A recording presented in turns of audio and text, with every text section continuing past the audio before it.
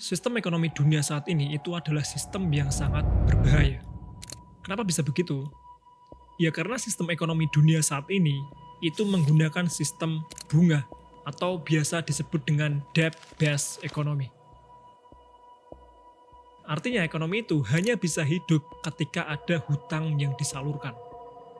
Hasilnya apa? Banyak sekali negara dan juga masyarakat terjebak ke dalam hutang tadi. Bahkan negara saja nih, untuk bertahan hidup itu harus berhutang. Seperti Amerika, negara maju, Indonesia, negara berkembang, kita itu tidak berhenti meminjam uang hanya untuk membayar bunga dari hutang yang lama. Kalau kita hitung secara keseluruhan ya, hutang dunia itu telah mencapai 300 triliun dolar atau sekitar 450 ribu triliun rupiah. Dan ini tuh hutang yang tidak mungkin bisa dilunasi. Dan parahnya lagi, sistem percetakan uang yang saat ini terjadi, itu uang dicetak tanpa hitungan yang pasti, atau tidak berdasarkan produktivitas yang nyata. Contohnya quantitative easing yang terjadi di tahun 2020, karena ada pandemi COVID-19.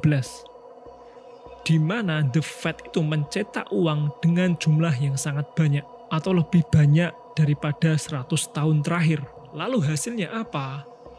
Ya, yang jelas terjadinya inflasi atau penurunan nilai mata uang. Nah, disinilah letak kerugiannya kita sebagai masyarakat. Ketika ada uang dicetak dan orang-orang berani berhutang, maka otomatis uang itu akan dibelikan aset-aset produktif. Efeknya aset-aset produktif seperti rumah, saham, emas, perak, dan lain sebagainya itu naik secara signifikan karena diborong.